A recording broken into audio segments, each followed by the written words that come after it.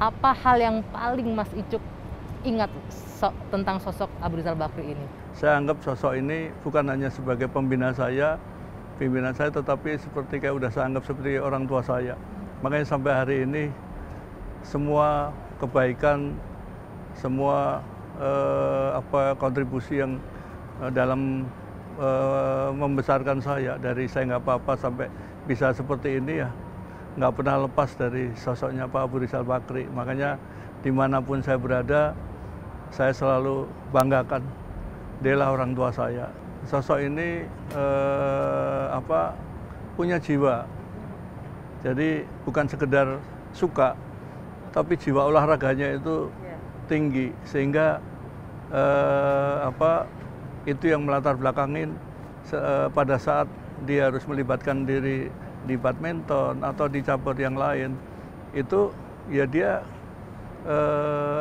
seakan-akan hadir di situ bersama-sama, sehingga rasa ngayomin, rasa kebapaannya, rasa kepemimpinannya untuk bisa selalu kepingin momen support atlet-atlet itu ada. Dunia bulu tangkis Indonesia termasuk ya? Juga seorang Apriani, bagaimana kita bina hampir kurang lebih 8 tahun di Pelita Bakri, sampai pada saat baru 2-3 tahun saya bina di Pelita Bakri. Waktu itu Pak Ical mau pengen nengokin atlet-atlet, dan pada saat itu bisa memberikan arahan, dukungan kepada atlet-atlet, dan alhamdulillah berapa tahun kemudian yang diberikan dukungan itu akhirnya bisa menjelma menjadi juara Olimpiade. Ya, kelompok usaha Bakri ini tidak hanya berkontribusi melalui unit bisnisnya dengan menciptakan lapangan kerja. Tadi kita dengar ada 65.000 kurang lebih lapangan kerja pegawai dari kelompok usaha Bakri. Tidak hanya di bidang bisnis, tapi juga di bidang sosial, pendidikan, dan juga olahraga. Nah, satu orang yang sudah berkomentar nih, Pak Ical, saya lanjutkan. Pak Ical, Anda juga orang yang sangat peduli dengan olahraga, khususnya juga badminton salah satunya, Pak ya. Setelah sempat membangun POR dulu ya, perkumpulan olahraga Pelita Jaya, membawahi 7 cabang olahraga kalau nggak salah, Pak ya. Nah, bagaimana bagaimana Pak Ical melihat bahwa tetap berkontribusi lah untuk masyarakat, seperti yang dikatakan oleh almarhum Ahmad Bakri, 1 rupiah dari usaha Bakri harus bermanfaat bagi orang banyak. Pertama, lapangan kerja dulu. Kalau kita lihat problem daripada negara kita, masalah lapangan kerja masalah utama. Yang kedua, kalau kita lihat dalam kontribusi kita, kebanggaan suatu bangsa itu dilihat pada kemenangan-kemenangan kita pada pertandingan olahraga. Kalau kita kutip pernyataan Pak Yusuf Kalla pada waktu itu, Indonesia Raya itu bergema pertama kalau seumpamanya pemimpin negara datang, Indonesia dikebarkan. Yang kedua adalah kalau kita jadi juara dalam satu olahraga.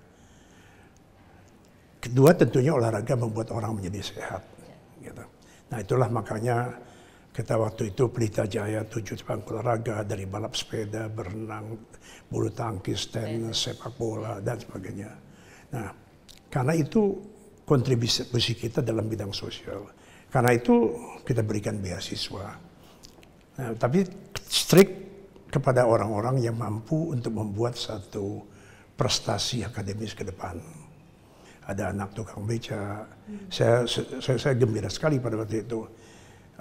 Penerima beasiswa yang pertama pada waktu itu. Beberapa tahun yang lalu. Di Universitas Bakri.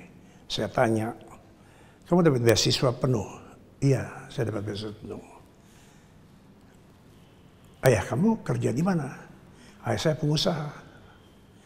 Lalu pengusaha kok bisa, pengusaha apa saya bilang? Pengusaha kendaraan, katanya gitu. Dia kendaraan. Kok pengusaha kendaraan bisa dapat beasiswa penuh? Dia bilang, iya Pak, ayah saya tukang beca. Kan pengusaha juga. Dan dia jadi salah satu star pada waktu itu. Jadi karena itu untuk mencari yang diberikan beasiswa, tesnya tidak dilakukan di sini, karena kalau dilakukan di Jakarta, mereka nggak punya uang untuk ke Jakarta. Tesnya dilakukan di daerah-daerah. Gitu. Itu sudah dimulai sejak zaman Pak Bakri, dengan Ibu Bakri pada waktu itu. Kan. Maksud saya pendidikan, beasiswa untuk pendidikan. Kemudian sekarang kita berbicara lagi yang lebih lanjut adalah pendidikan pada S2, S3. Dan ini Indonesia memerlukan itu. Dan Bakri berkontribusi di sana, berkontribusi melalui satu Bakri Center Foundation yang dipimpin oleh Anin.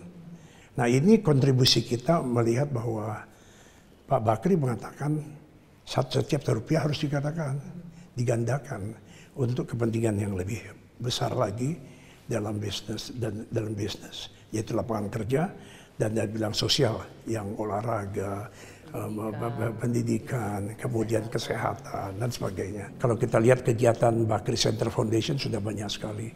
Kalau kegiatan sosial misalnya Bakri Amanah, Bakri Tanggap itu memberikan kontribusi dari mulai kecelakaan, kemudian gempa bumi, kebakaran, kemudian orang yang harus disambung kakinya, kemudian berbagai macam lah.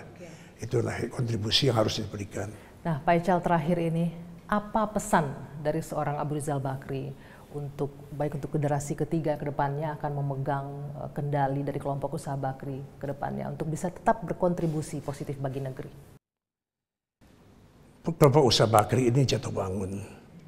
Jadi mengukur seorang sukses bukan pada saat dia di atas, adalah pada saat di bawah dia bisa sukses atau tidak. Karena itu pesan saya, jangan ragu untuk mulai berusaha atau mulai bekerja. Jangan ragu dan jangan takut akan adanya satu kegagalan. Sebab kegagalan itu satu bagian daripada keberhasilan. Saya kira itu pesan yang perlu disampaikan pada generasi-generasi berikutnya. Yang selalu saya sampaikan pada saat saya memberikan kuliah-kuliah tamu dan juga kepada SMA gitu. Baik, terima kasih sekali Pak Abu Rizal Bakri atas waktunya. Mudah-mudahan perbincangan kita ini bisa memberikan pencerahan dan banyak manfaat bagi siapapun yang menyaksikan di luar sana. Amin ya rabbal alamin. Terima kasih Pak Ical. Terima kasih. Salam sehat selalu Pak Ical. Ya. Demikian perbincangan saya dengan Abu Rizal Bakri, dan apapun itu kelompok usaha Bakri terus membangun negeri dan juga memberikan kontribusi luar biasa untuk negeri. Akhirnya saya Dwi Anggia, terima kasih atas perhatian Anda, sampai jumpa.